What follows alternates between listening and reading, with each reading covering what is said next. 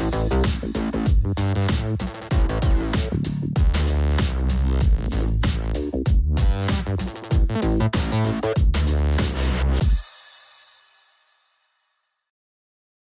guys, what's up? It's Isaac from the GTE Event Group and Captured, and today I have Tiffany and Savanah from Your Inspired Events in the house. Ladies, welcome. Thank you. Hi, thank you for having us. Yeah, absolutely. And today, guys, we'll be talking about planning your wedding during COVID-19 or having to postpone or reschedule due to COVID-19. So anyways, ladies, thank you so much for taking time out to come meet with me. I really appreciate it. Absolutely. We're happy to be here. So I saw a post that you guys made probably about 2 months ago, month and a half ago, I don't remember, where you guys mentioned, do you, attention couples, do you guys need help rescheduling or planning? And there's so many questions that I've been hearing in regards to, yes, I do want to reschedule, or I do need to postpone. What do I do? So ladies, what can you tell those couples that are kind of in that situation right now? Yeah. Well, we've seen that every couple, regardless of what stage they're at in planning, is affected by COVID.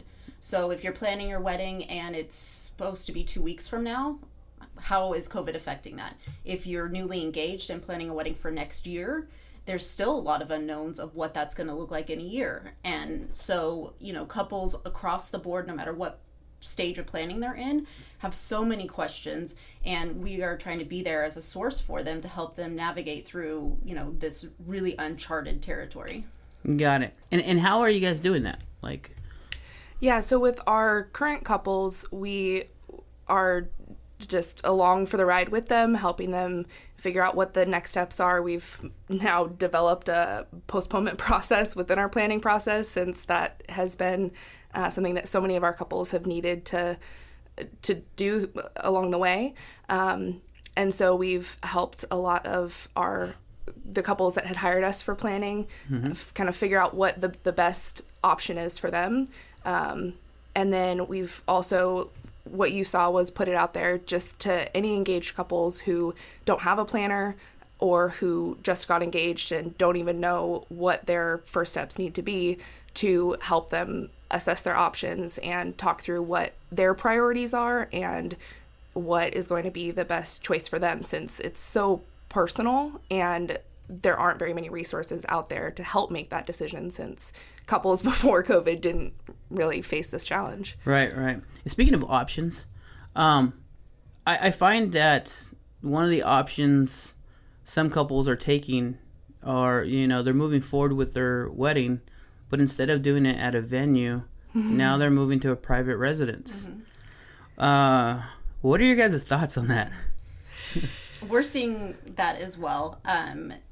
We definitely have always told couples, even without COVID being a factor, that planning a private residence wedding is an entirely different game than planning a wedding at a venue where, you show up and this space has been created to host events, and it has a fine-tuned system that you plug in your details and, it all works like a well-oiled machine.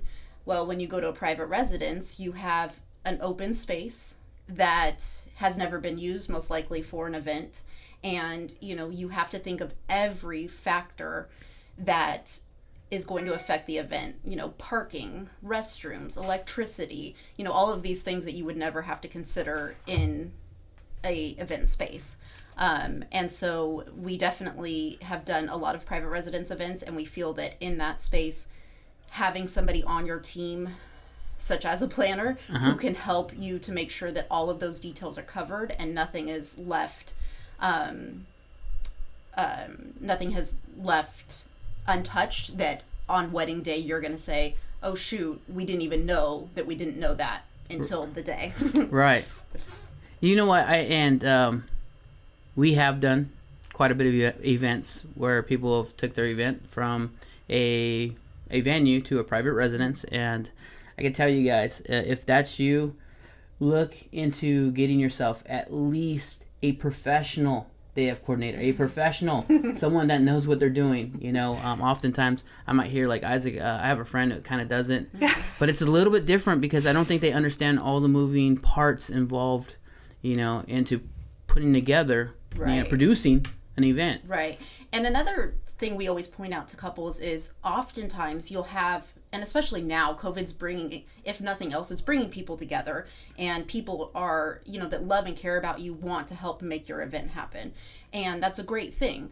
But having, your cousin be the one to help facilitate, moving chairs from ceremony to reception, or having your uncle be the one that's going to navigate this part of the event, although it's very sweet and caring of them to offer their services, it removes them from being a guest at the event.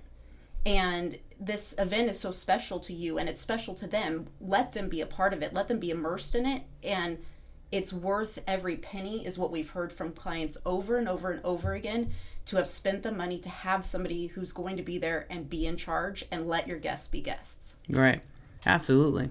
So with the whole COVID thing happening, and people, though, with those couples who choose to move forward with their events, how you guys helping them structure the safety part? I guess, I mean, if we could talk about that, because I know you guys actually get paid to help, and so that's what we're here for. Yeah, but I mean, is there any tips that you could share with our couples out there that can probably apply some of these tips to their event? Absolutely. Yeah. So a couple things have been really crucial for the couple to consider before taking any specific action, just things that they can reflect on personally and talk about as a couple, and then bring their family into and their guests into a conversation about before they move forward. And one of those things is everyone's comfort level with being at an event, because there's so many different places that somebody could land on a spectrum, from feeling like they don't want to be outside their house even, and if they are, that they are going to wear a mask, they're going to stay 6 feet away from anybody, they're going to really follow all the guidelines because they are just really wanting to follow the rules, or because they have real legitimate health concerns for themselves or somebody that they live with, all the way to people who don't want to be wearing masks because it, for whatever reason, or want to be at a wedding and have it feel normal and experience it the way that they've always imagined experiencing that day, plus anywhere else that they could be, anywhere in between. So the first thing is deciding where the event will land on that spectrum. So is it going to be an event that social distancing is practiced in every single element, versus is it going to be a smaller group where everyone who's there understands that they're at a risk and are willing to take that risk, and we're going to be a little bit more relaxed in the guidelines because that's everyone just choosing that for themselves. Something that we've noticed is that the expectations or assumptions that couples are making about where other people might land on that spectrum aren't always accurate. So they may think that, this relative is going to be totally fine being there, only for that relative to say, no, sorry, we're not going to be able to make it. And that's a bummer. And then the flip side is true too, where, they're like, oh, they're not going to come. And then they're like, oh, we wouldn't miss it for the world. So having those conversations, kind of getting the temperature of the people that are like people you can't imagine your wedding without, to make sure that if you move forward, that at least those people are going to be there, and that you're not going to do everything that you do to plan it and then feel like, man, I wish I would have known again. Right. Like there's just so many things that our advice is geared towards helping people ask the questions of themselves, and be there to provide the knowledge that we would hate for them to realize in hindsight they didn't have, and they would have done something differently if they did. And then beyond that, once they have decided, okay, we are going to either have a large group and we know what the guidelines are, we know what the restrictions are, we know we're going to be giving hand sanitizer as party favors, and, we're going to just embrace that. Right. Then the first thing is to make sure that is possible, because sometimes, your friend or somebody else who's able to move forward with their wedding at the current guest count isn't a possibility for you, whether it's because of a difference between the guidelines in each county or guidelines for a specific venue. So there's differences there. So I didn't even say the first thing needs to be talk to your planner. If you don't have a planner, Of course. You hear that? Need a planner again? Yeah. Call them. So talk to your planner first. Yeah, have that conversation with your planner. And then what we will tell you is the first point of contact needs to be the venue, determining kind of what your options are with them, and then moving through your vendors in as strategic a way as possible. So we have questionnaires, and our conversation with couples includes ways that we can decide what is the priority for them, whether it's our photographer is a non-negotiable, or we already put several grand towards our caterer, so we have to figure out what day they're available, that kind of thing. And then just rolling with the punches from there. And yeah. And I think it's important to note, if you choose to move forward in this current climate, that you embrace all of it. There's so much that we don't have control over. Things So be flexible. Right. Things are changing by the week. And so we do the very best we can to help you plan along the way and, be strategic in the way we do things. But you also, I think, for your own sanity and well-being during all this, is embrace that things may change again, and we'll roll with those punches. Right. And, at the end of the day, if your goal is to be married, we will get you married. And, what that looks like, you may have to be flexible with, but at the end of the day, you'll be married, and that's the goal. Right. So, Savannah, I actually want to touch on something you brought up, and this is huge. It's knowing what the rules are county by county. Yep. Yes. So a lot of people don't know that. Yes. I actually was schooled by one of my brides when she decided to move forward with her event. I was like, wait a minute, you could do that? Like, how are you doing this? And it was at a venue. And, luckily for her, she knew, because I think the owner of the venue was family. So that's how she knew all this. But again, contacting a coordinator to kind of navigate those waters is super important, because when she told me that, and I was like, oh my gosh, so what counties can have you host events, and the events we're used to versus the events that we're kind of forced to do, if that makes sense. Right. And without a planner, which we don't advise, obviously. How many times can we say get a planner? But without one, then it becomes a couple's responsibility to educate themselves on all of these details that, should they have a planner on their team, they can leave that to us. And it's one less thing that they have to take on in the midst of, all of these changes and, all of that. So another thing you said, Tiffany, was you said, if you want to get married, we will get you married. All right. So I've been following a lot of the chats in like the Knot and Wedding Wire. And I see that one of the biggest questions is, from some of the couples is, okay, I want to get married. I have all these vendors secured. It's not going to work out to use these vendors, but I still want to get married. But I'm afraid if I have a party later on, I get married now, but I have a party later on to celebrate our marriage, I almost feel it might not be the same. I don't know if you guys have experienced that question so far, but when I saw that question, I was like, man, how would I answer that? Do you guys have kind of an answer for that?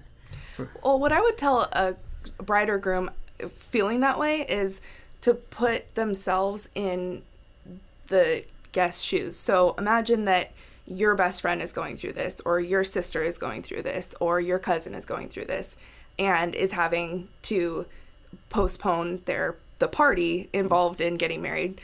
Are you going to be any less excited to be there to see that happen for them, to see her in her white dress, to see them exchange vows and be there to witness it when maybe you hadn't been able to be there for whatever smaller version they did previously? Right.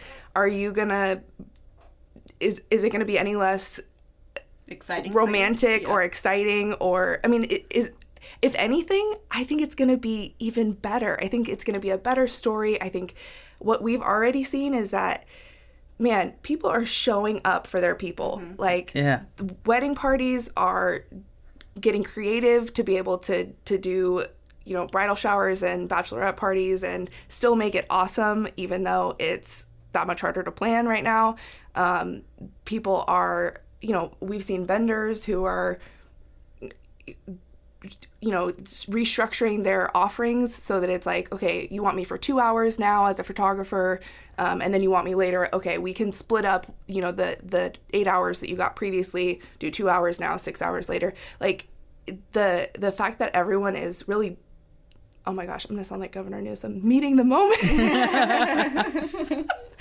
Clearly, we've been watching a lot of press conferences. Okay. But like it's true. I think people are even more excited, and there's just, it's like, it's that much more epic that, like, they're having to deal with all this, and it's like watching, you know, the plot of like a movie where it's like, oh, is the hero gonna get their happy ending, you know? Right, and then everyone gets to be like part of the ensemble, making it all come together for them. Yeah. So I think it ends up being more special. Ladies and gentlemen, Savannah. I could just hear the passion in your voice with it. Like, as you were talking, right, I could just imagine the emceeing, you know, whether it's during the ceremony or during introduction, you know, the wedding postponed due to COVID. Yeah. But now we're here to celebrate. Like, the announcements is that much more spectacular. Absolutely. So that's more grand. Yeah. That's pretty awesome. You inspired me right now. That was really cool. It really is inspiring. I think that's a really great word for what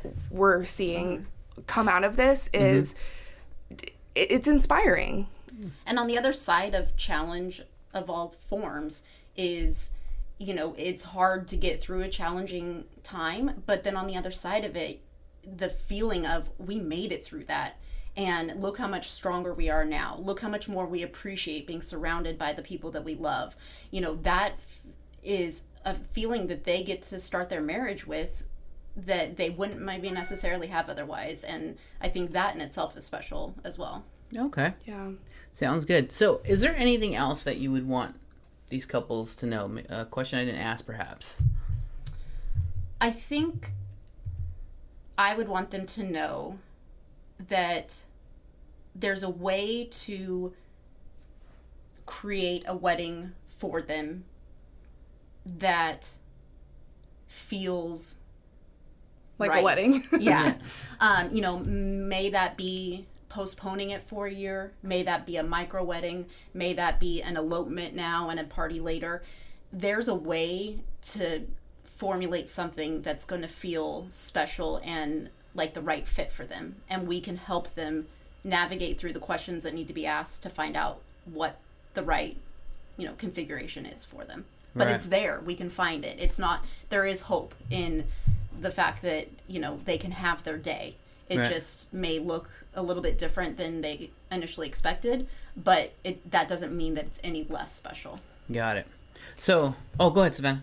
Are we going to add something to that? Yeah, I was just going to say that one thing we've been hearing is couples say, it just feels like it's all fallen apart. Like, the vision that I had has all fallen apart. And we're so honored to have the resources and the connections and the ability to support them through putting it back together.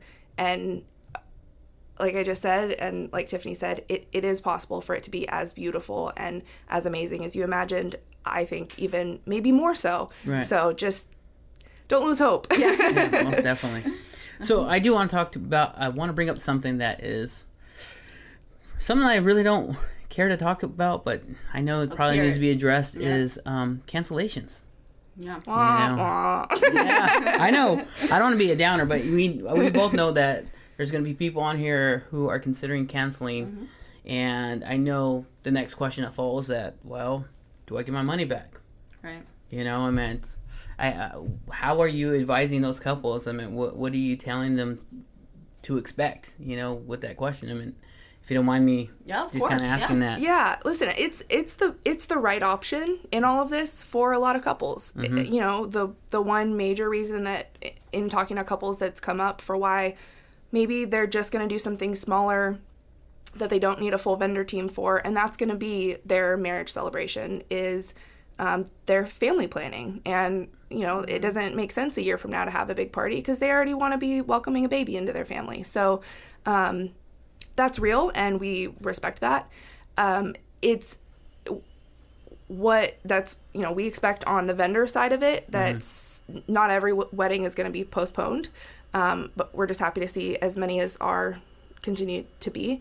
And what couples need to expect in all of this is that the funds that they've invested in their day, the retainer fees that have been paid, I don't think you could show me a contract that doesn't say that that's non-refundable. And it's in the contract, for a reason. That's not something we all have in our contract because one day we all woke up and like, hey, you know what we should do? We should make the retainer non-refundable. Yeah. There's a real reason behind it. And at the end of the day, this is our business. This is what we do for a living. This is how we, pay our bills and support our families. So, we have contracts that say that retainer fees are non-refundable because that money is then put towards business expenses. It's put towards insurance. It's put towards equipment. It's put towards, all of the technology softwares that we all, use to run our businesses. Right. So that's the contract is the contract. Yeah. It's an agreement between both parties. And I think the best thing that a couple can do is grieve that, realize that it is a total bummer and it's money that they won't see go towards anything in some cases, but in others it could be put towards something else. So maybe you put a deposit down on rentals. Could you put that towards a different party down the road? So maybe it's a birthday party. Maybe if you're not having a wedding this year because you want to have a baby, maybe you use the rentals at a baby shower, Yeah. So how can you Get just creative. adapt and just roll with the punches? Like you said earlier, flexibility is the name of the game. But it's not realistic to expect that any deposits are going to be refunded. If that does happen, if any vendors are in a position where their business doesn't rely on that, then that is grace. And just be grateful for that. But yeah, we've heard that a lot. Like, well, I know my best friend was, we were both going to be getting married both in September and she got, thousands of dollars back and I haven't seen a penny. It's like, well, that's just kind of how it goes sometimes. Yeah. So cool. Well, thank you for touching base on that. We're both in the same boat. And I just knew that it was important for them to hear it. Yeah. And the thing that I really want couples to hear as the heart behind that is, it had this happened in 2019 and you're a 2020 couple, you would want the vendors that you booked in 2019 to do what they needed to for the health and success of their business to still be in business to be able to do your 2020 event. So we're just in that situation now in 2020, knowing we need to be there for our 2021 and 2022 couples. And if we refund all this money and then can't, pay our bills, you shut the doors. Yeah. And that's no more fair for us than it is for them. So it feels like a no-win situation, but the more flexibility we can have, the more creative we can be to figure this all out, I think we're gonna be okay. Yeah. Awesome perspective. I just, that was great. Yeah. Anything else that you guys would care to share with our couples out there? Well, for the couples that may not have a planner on hand as of right now, we've created a special offering for them. Okay. And, as our way of, giving back in this time and using the knowledge that we have accumulated to know all things COVID. Everything we never wanted to know about COVID. To be able to share with our clients. And so Savannah can kind of give a brief overview of, how we can help couples regardless of what stage they're at in planning. Cool. Yeah, so we've created a 2-hour consultation where no matter where you are in the planning process, you just need time with an expert to ask your questions, to sort through all of your concerns and what ifs and that kind of thing. So 2 hours of our time blocked off just for you. Ask anything, no such thing as a silly question. And then during that time, we can create a 30-day action plan. So there's like, what are the next steps? Where do we go from here? We really help crystallize that and give the couple an idea of what those next steps need to be. And then we'll follow up after those 30 days have gone by to touch base, circle back on anything that they were going to be working on, if they have follow-up questions. And then from there, if they are ready to start planning, then we can talk about what that would look like for us to come on as their planning and design team. And if they have decided that for whatever reason they don't need a planner, designer yet, then that's totally fine too. It could just be those 2 hours, 30-day action plan, and then follow-up call.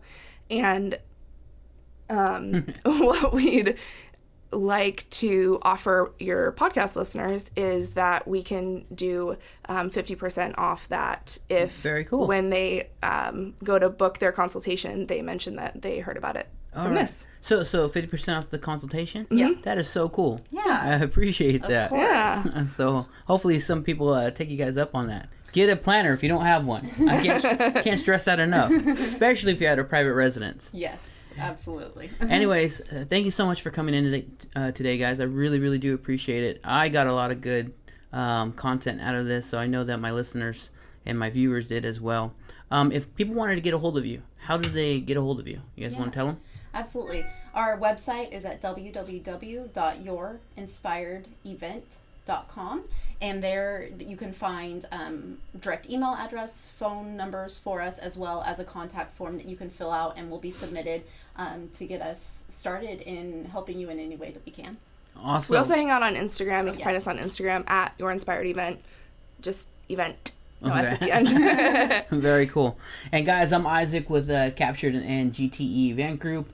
If you guys want, reach out to me on IG at Isaac_Atkinson_ or at Captured Photography. Other than that, guys, thank you so much for tuning in today. We appreciate you guys. If you're planning during this time, our heart goes out to you guys. If you've been affected by this, our heart goes out to you guys. We appreciate you, and you guys have yourself a wonderful, wonderful weekend as we head into the weekend here. Have a good one.